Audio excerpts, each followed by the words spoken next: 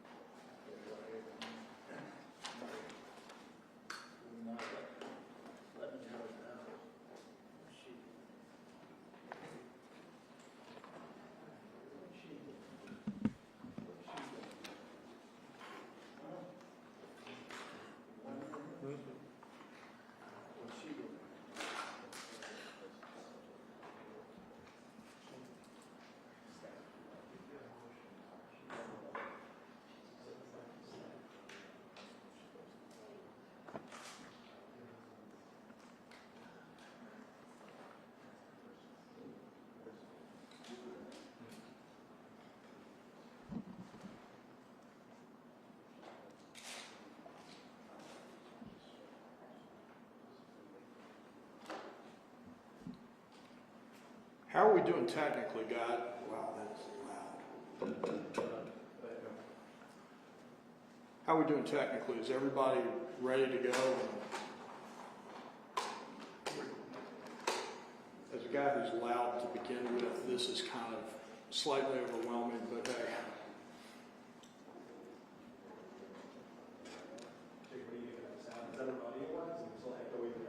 We're good. I've got a mic. Yeah. If we turn the surround sound off, can you hear me? Yeah, I would say that's probably better. How's that? Is Perfect. That Otherwise, we have echo. We can work with that surround if you need to. ICRC won't pick it up. Okay. He can just.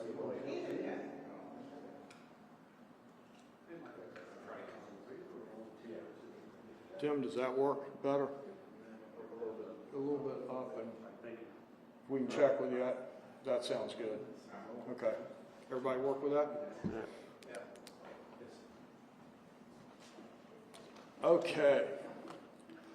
Real quick, I'm Chris Patterson. I'm a village councilperson for the village of Evendale. I've been leading our working group in response to the events of February 7th. We've asked all of you to come here today so that we can talk about and announce the report that's being released today from 21CP, the internationally and nationally known firm that we hired to do an independent review of the events of February 7th. Before we get started, does anybody need introductions to the folks behind me? We did at the original press conference. Steve Burke, Vice Mayor, Richard Finan, the Mayor, Tim Holloway, the Police Chief of Evendale, Carolyn Smiley Robertson, the Village Councilperson, and Chair of our Public Safety Committee. Does that take care of all the introductions? Terrific. Before we go on and introduce people and talk about the report, in every conversation that we've had since February 7th, we open with the expression that hate has no place in our community, has no place in any community, that the events that happened on February 7th were abhorrent not only to the residents of Lincoln Heights, but to residents of Evendale, residents of the Mill Creek Valley, and we continue to do everything in our power to make sure that these kinds of events don't take place in our community anytime in the future. 21CP's report, excuse me just for a second. We've lost audio just for a second. If you would excuse us and let us try and get it back.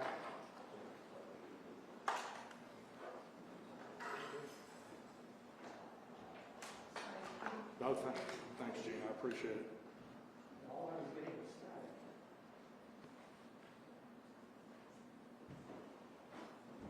Is that better? We're good? Okay. We're back with ICRC's technical difficulties solved out. A little bit of context. We went out and hired 21CP because it was very apparent in the days following the events of February 7th that any kind of internal report generated by any of the responding agencies was not going to meet a threshold for either transparency, independence, or reliability among the people that were most affected. And so we went out and got got a number of names. We ended up hiring 21CP because of their national reach and their expertise. They promised a 90-day release date. This is at the end of 90 days. We are, as a truth in advertising moment, we have exerted no control over the final outcome of the report.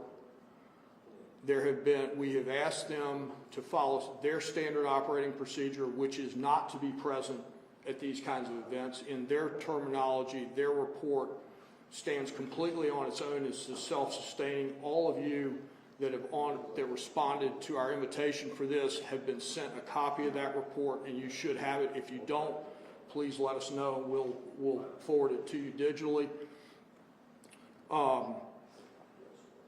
As a matter of courtesy and of a significant need to give people a voice in this process, this report was released to officials in Lincoln Heights at 8 a.m. this morning. They met with officials from 21CP at 10 a.m. The only two deviations that 21CP made in their standard operating procedure was to add 2 specific interviews with officials from Lincoln Heights about the aftermath of February 7th and the events that happened that day, and then to brief them on the findings, which they did this morning. So that's how their participation has come to conclude. We're happy with what they submitted, and we're going to talk about it here in a second. So with all of the preamble being said, I'd like to introduce Richard Finan. Dick has been our longtime mayor and president of the Ohio General Assembly. So. Long time there. Well, February 7th was a deeply painful day for our entire community. It brought back traumatic memories and stirred justice, anger, forced difficult conversations about how we as government responded to that attack. That's why we brought in the independent, nationally respected team, CP21 Solutions, to review our response and help us to look for a better way to go forward with our work. Their work has been thorough. If you read the report, they are extremely thorough. They're down to the minute-by-minute look at the situation. It's been impartial. They specifically say we've not interfered in any way with them, and is driven by a shared commitment to public trust and constitutional rights. Many lessons to be learned. We've had an opportunity to continue to strengthen our relationship with Lincoln Heights Village. I think it's critical to point out that the report found our officers not only protected First and Second Amendment rights, but also, while doing so, de-escalated an incredible, dangerous situation. There could have been fatalities. This is testament to the leadership, the training, and the character of our police department. We are releasing the report, as you received, in its entirety. We'll not only accept its findings, but we will act on them. This isn't the end of a terrible situation. It's the beginning of a rebuilding process that will occur between us and the village of Lincoln Heights. We're working with legal experts to ensure our policies and ordinance reflect today's constitutional realities. And we're launching a new era of community engagement, accountability, transparency, and we will not let hate define who we are. And we have begun that and are proceeding with that as we speak. Thank you.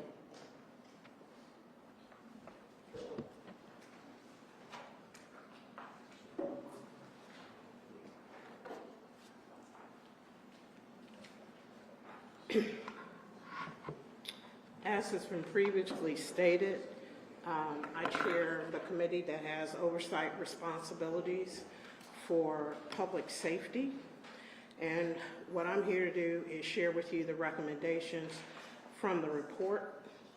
I'm only going to read the base recommendation. For those of you who have a copy of the report or have seen it, there's other information indicated in that section, but it is just supporting information for that particular recommendation. There are 8 recommendations. 6 of them apply specifically to the village of Evendale. The other 2 apply more so to Hamilton County departments or agencies.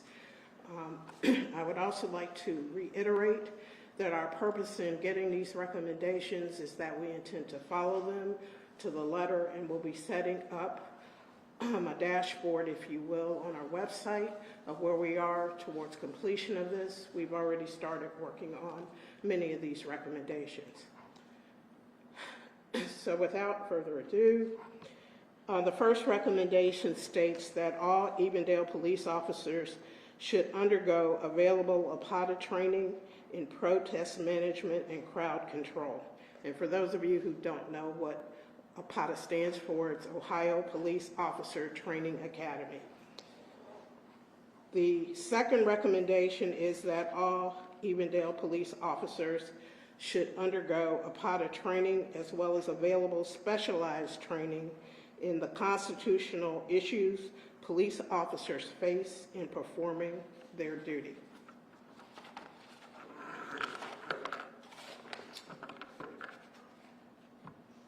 The third recommendation is that the Evendale Police Department should draft and enforce a policy requiring members to be trained and tested on new equipment before it is permitted for use in the field. The fourth recommendation is that the Evendale Police Department should amend their body-worn camera policy to forbid any item from being placed as an obstruction to the body-worn camera's view while a recording is taking place.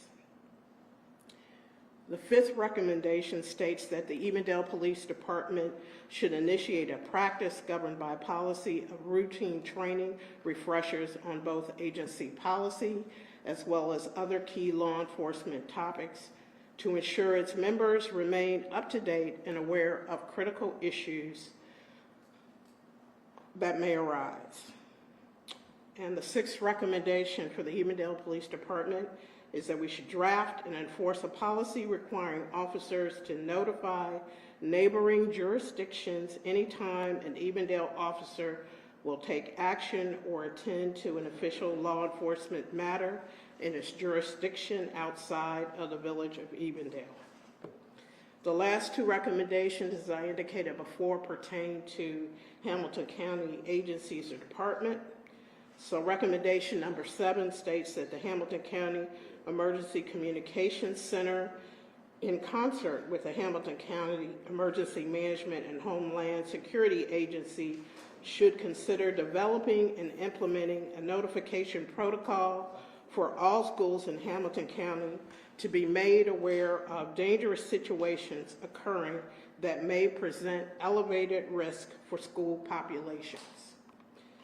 And the final recommendation is that the Hamilton County Prosecutor's Office should review all conduct by demonstrators while they were in Hamilton County.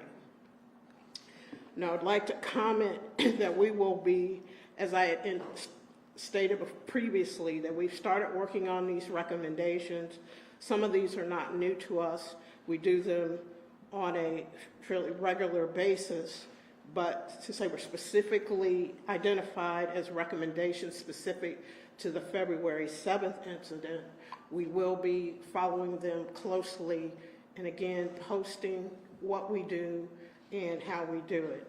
I would also like to say that we will be working with not only Lincoln Heights but other communities that surround us and or that participated in support on February 7th on addressing what may need to be more than just a change in Evendale's training. There may need to be broader training so that we're coordinated for response.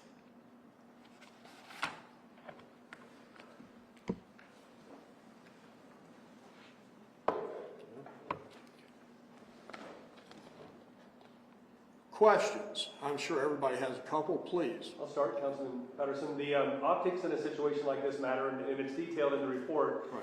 just talk to community members, neighboring Lincoln Heights residents about that 10-day period. There was a lot of emphasis on that time frame about communication and trying to get the right messaging out, while some wondered if there was any messaging at all, and what you'll learn from that. I think this is a learning process for all of us. If we could go back as a village and change one thing, it would be our ability in that moment, 24, 48 hours later, to say, we stand against hate, we stand against Nazis, we stand with Lincoln Heights. There's nobody that I've talked to in Evendale, Lincoln Heights, Woodlawn, Glendale, any of the Princeton communities, anybody anywhere, who thinks this was okay, who thinks this is something that is desirable to happen in any part of the world, much less our part of the world. We erred too much on trying to be right. We erred too much on trying to have all the facts. We erred too much on not realizing that we would play this as it went and people would be okay with that. We are profoundly sorry that 10 days caused as much angst as it did. Having said that, during the 10 days, we were constantly in contact with all kinds of members from all different kind of communities. We were reviewing body cam footage. There's a whole litany of things we did. But again, let's keep the eye on what's important, which is we will do this differently in the future. Can I ask a question? Sure. I came in late, but I didn't hear what action will be taken against the officer that escorted those people in. No, when you read the report comes out and says that largely the officers, in the way in which they behaved, was consistent with current policies and best practices, and so that this was not a finding of error or a finding of fault. It was about suggesting better ways to do things in the future. Having gone on long enough, Tim is our police chief. If you would take a shot at that, I would appreciate it. Yeah, so in response to that question directly, Can you state the orders of policy, the best policy that you guys are following? Can you state that was written? I'm not sure which policy you're asking me to state. The policy, you just said that you guys are now going to go with the best policy. Is there a policy that's written, or is that just? We're following generally the guidelines set forth by the International Chiefs of Police. These are not random codes to the Village of Evendale. These are consistent across the state of Ohio and generally across the United States. Yeah, and generically, I will say we have hundreds of pages worth of policies that all govern our conduct, and there's no way any single policy can ever be drafted to address every possible scenario. What we examined internally, it was very similar to what 21CP examined, but we looked specifically, did any officer, did our agency violate any of our standing policies and procedures? And the answer to that is no, they did not violate any specific policies or procedures. I think I've answered that question as best I can. Councilman, I have a question for you. So there were some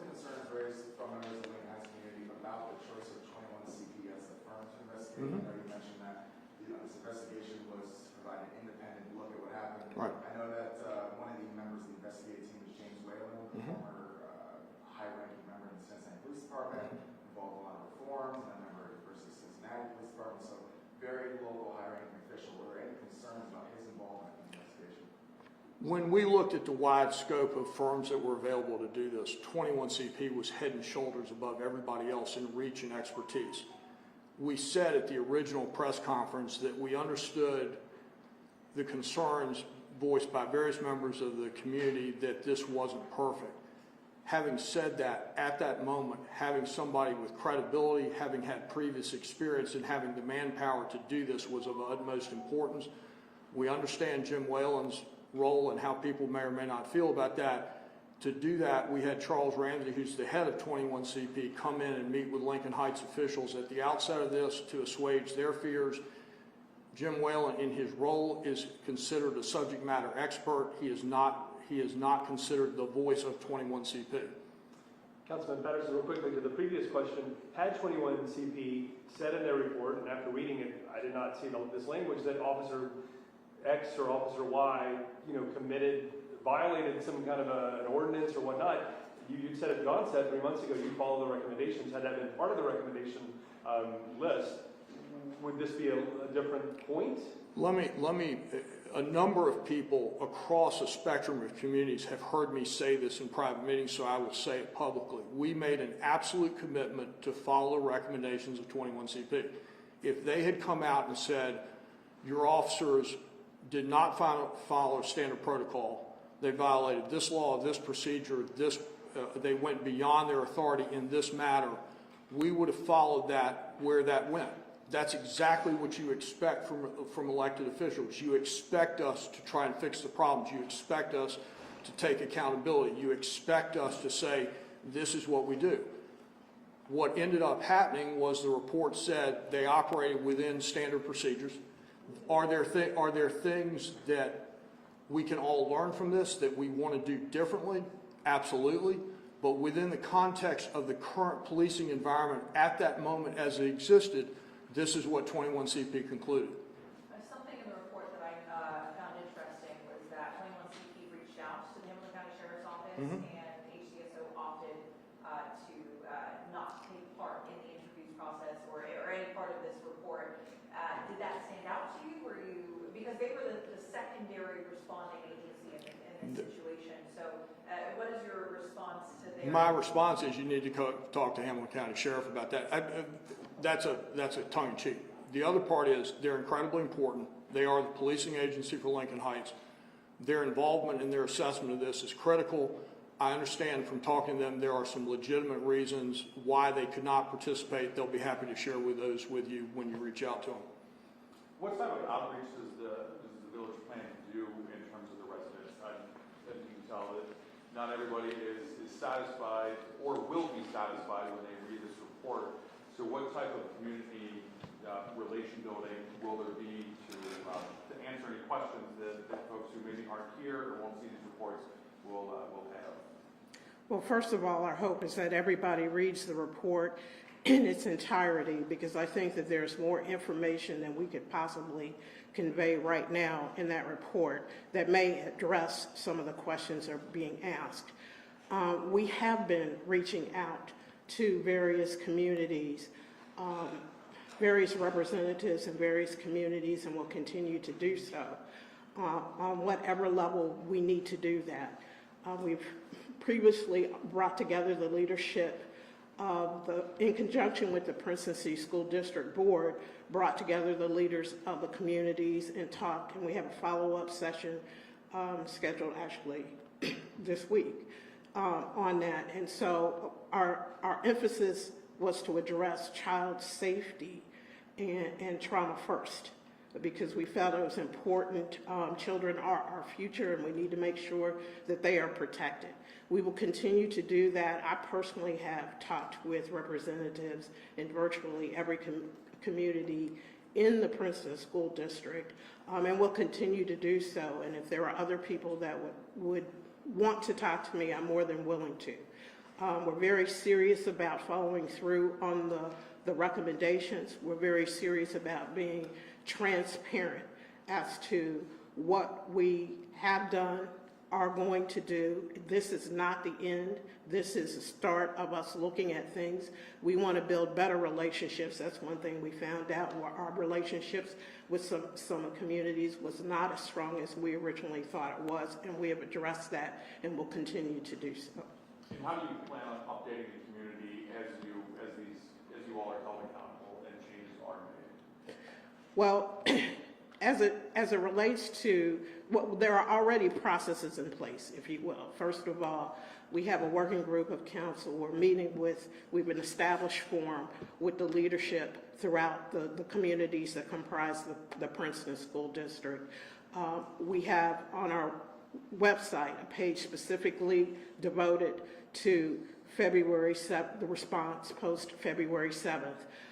We also have regular community meetings and council meetings. We've had Lincoln Heights residents at our council meetings and where their concerns, where they raised concerns, we reached out and talked to specific people about what their concerns were and what we could do to address that. And we will continue to do this once this report is digested by people and they have questions. If there's a different kind of forum that indicate should happen, we'll do that. When do you anticipate that dashboard that you mentioned going live so that people can actively track? Okay, I don't want to give you the wrong answer, so I'm going to turn in. Isn't it up? Or are you going to speak to it?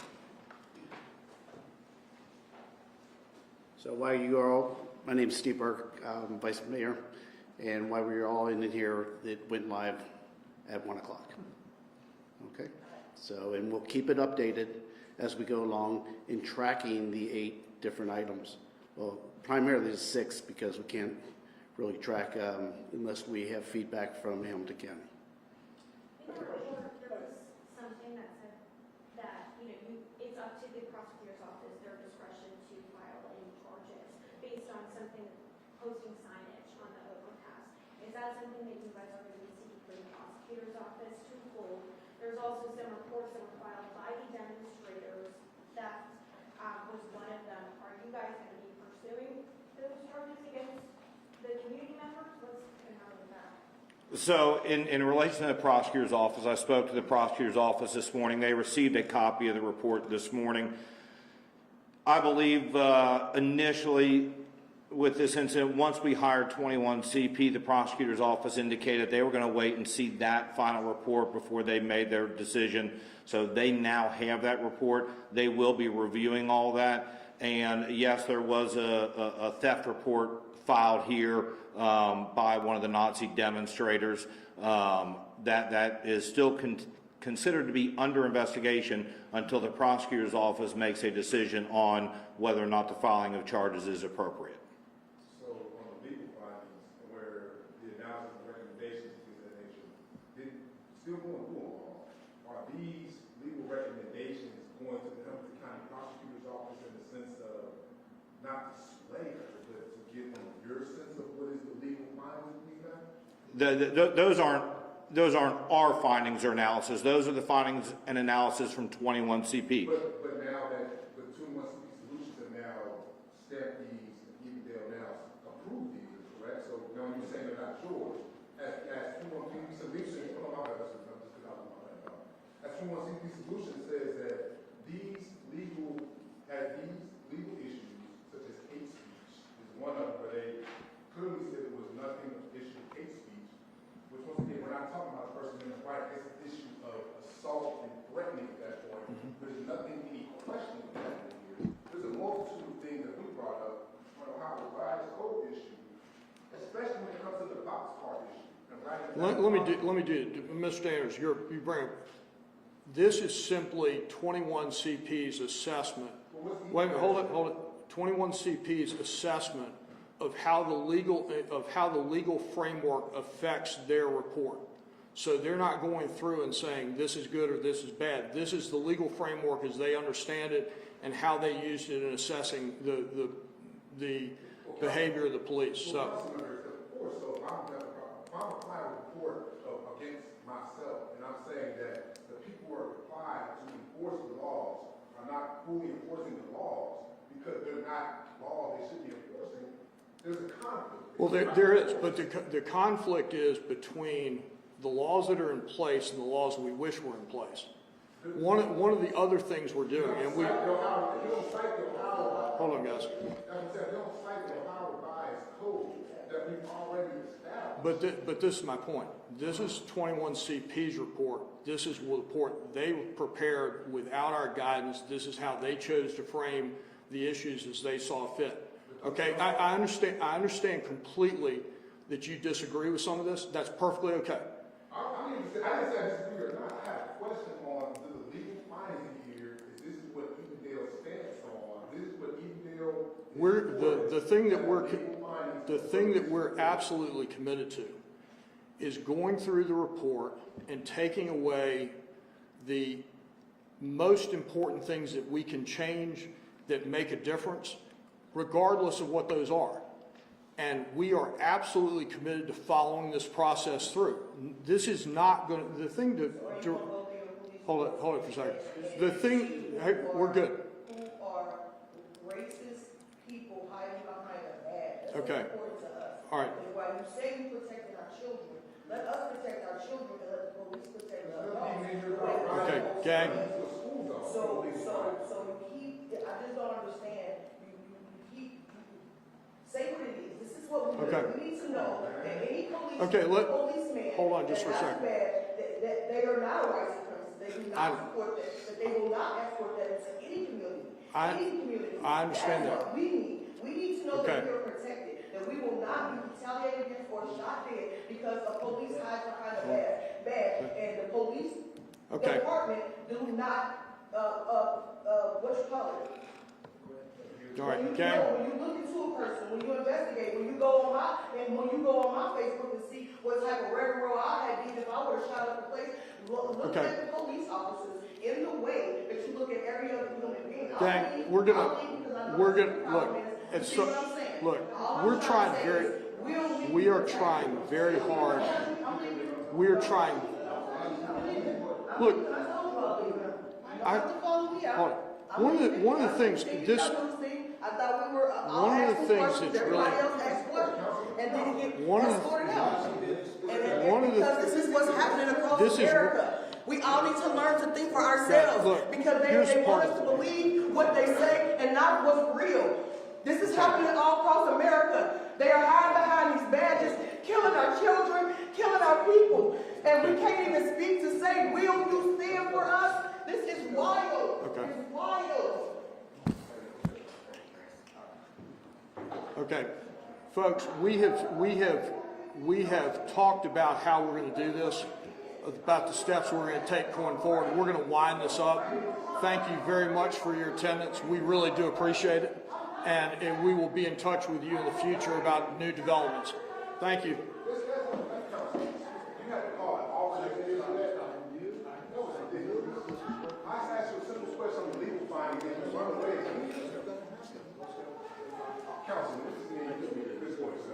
No, we've got some other stuff we've got to take care of. We will be in touch. I don't even get an acknowledgement, so I didn't break it. I asked a question. Durant, you're.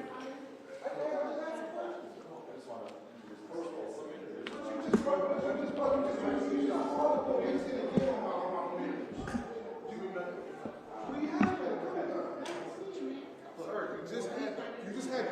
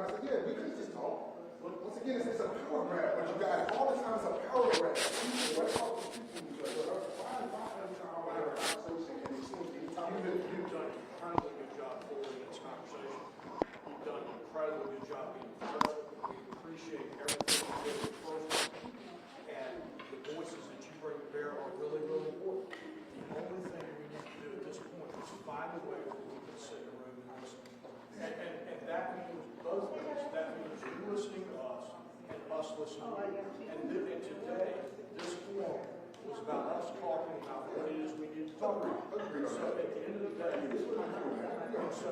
this is, love sitting out and talking about all of this at length. It's just not real. I understand that, Councilman. I understand that. Guys, I gotta run. I understand that, Councilman. So as policy, please don't do politics. So Now, I'm gonna shake somebody's hand.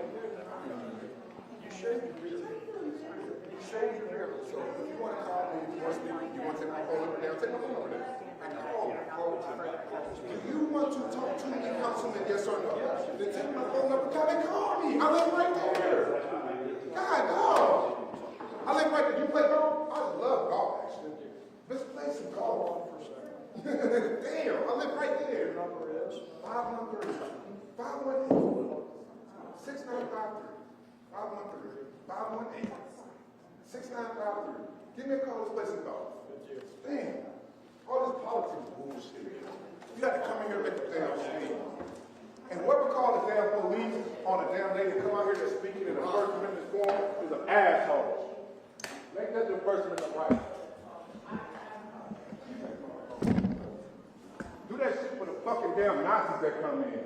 Fucking dickhead.